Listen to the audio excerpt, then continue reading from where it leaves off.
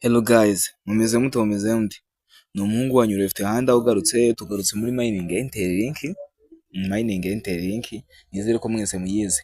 Kano kanya CEO wa Interlink bamwita Kivi amaze gutangaza ko version 5 ubu ngubu yamaze kurangira, bamaze no kuyitestinga bakabona nta kibazo, bo bagiye kohereza update kuri Play Store na App Store kugira ngo bakore review nibamara kwiyemeza ubundi yitiza mu bantu. Bivuze ko vuba ahangaha version 5 iraba yatugezeho. Mbibutsa ko version 5 ariyo tuzaboneramo verified ITRG, tugakuramo na KYC byose icyarimwe, byose bigomba guhita bitangira bigakorwa direct, nta kindi kintu.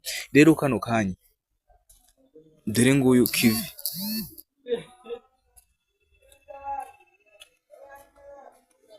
Kivi dore ngibi byamaze kwerekana hano. Version 5.0 has completed testing and will be submitted to the Google Play Store and App Store for review tomorrow.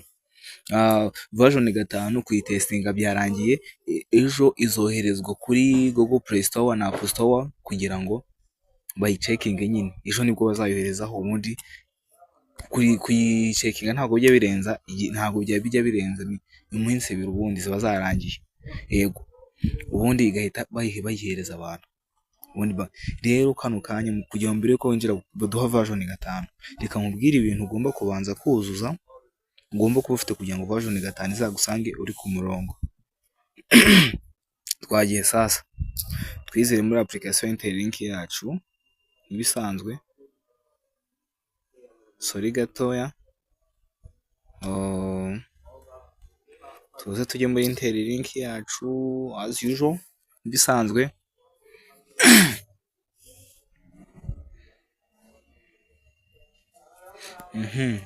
Kano kanya ikintu cya mbere ugomba kuba warakoze ni ukuba warafunguye ITRX wallet. ITRX wallet yawe ugomba kuba warayifunguye. Utarayifungura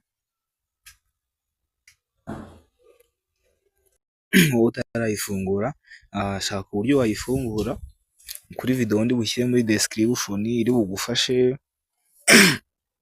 uzuyifungure. Inzira zose bicamo zose nerekanyemo hariya nawe uzikurikize, nurangiza kubisoza ubundi ukore n'ibindi byose ngiye kukwereka byose. Ikintu wagishoje ugomba kuba uva muri security zako nk'ibisanzwe. Umuntu utayibamo anyandikira kuri WhatsApp barashyize muri description, ubundi nkamufasha kujya muri security zako. Yego. Ikindi ni ukuba muri warahuje Interlink yawe n'amasocial media, ukaza ukayihuza na social media kugira ngo ubone nyine ko uri umuntu wa nyawe. Ibi byose nabigiye mbikora video ndazishyira muri amalink ya mu video ndashyira muri comment, ujye ugenda urebe uko bikorwa byose. Ni ibintu biba byoroshye kano kanya. Ibi nabyo nuba wabishoje, ikindi kintu kiriho gisigaye human credit score yawe nizere ko irimo irakora neza nta kibazo, umeze neza. Hano ugomba kumininga igihe cyose udasiba inshuro zose uzimininga kugira ngo nyine bikongera amahirwe yo kuzabona verified ITRG nyinshi. Ego, kandi uzaze no mu hafi ko bazazitanga bagendeye uburyo umuntu yamayiningaga. Niba wamayiningaga cyegerageza umayininge cyane. Credit score yawe njye murabona nanjye ntago mfite nyinshi, gusa ku bantu badakoresha ITRX wallet human credit score ni nyinshi cyane.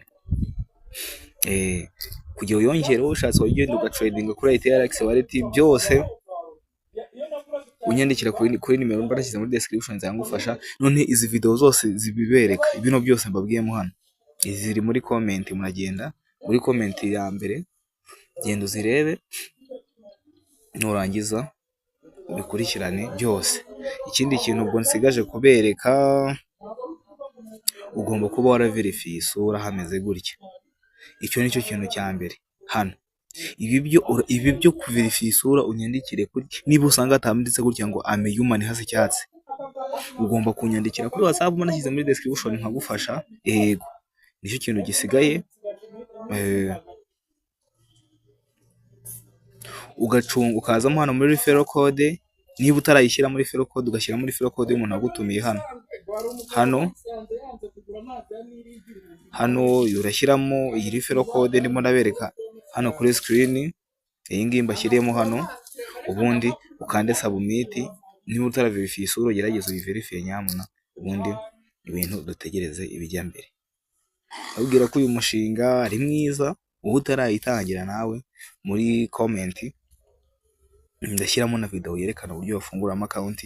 Byose ni ibintu byoroshye cyane. Yego, ni ibintu byoroshye kandi bifite agaciro.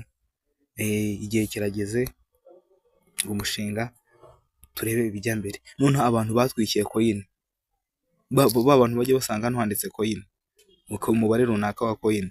Ikintu ukora ni ukumayininga udasiba na rimwe buri masaha, nuko ugenda ukamayininga ku buryo buri munsi ugomba kumayininga coin 6 ndake inshuro 6. Iyo umayininze zose za zindi zose barazigusubiza zose bakazigusubiza. Yego, rero ikintu cyose ushaka kumenya, video zose zishyize muri ITRX wallet.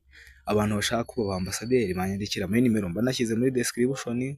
Abashaka kuba accurator cyangwa ba validator unyandikira mu ntuza muri iyo nimero mba nashyize muri description, ubundi nkabafasha mwese ikibazo cyose waba ufite. Yego, byose ndabufasha, ariko nyine mbere na mbere ubanza urebe ko ikibazo ubajije video yacyo ntayisize muri comment, kuko nuza kumbaza ibintu nabasigiye video mu ntuza muri comment, biraza kugorana ko ngusubiza. Nyine ugerageze ure muri comment urebe video irimo iri bugufashe, ubundi dukurikirana aya mahirwe. Nyamuneka tujye tugerageza amahirwe, kibi ni ukwicuza. Ubasuzi uzagerageze byanga, ariko aho kwicuza ibintu wanze kugerageza, cyo nicyo kintu kibi cyane. Nziranye n'abantu benshi bicuza ko batarabayininze payi, baribonaga nka scam, abandi barafunguraga ama account ntibayiteho. Rero nawe kano kanya ntibizagende gutyo muntu wanjye, gerageza ukore neza, uritegereze icyo umushinga utangariza. Sawa, turi kumwe, ciao ciao.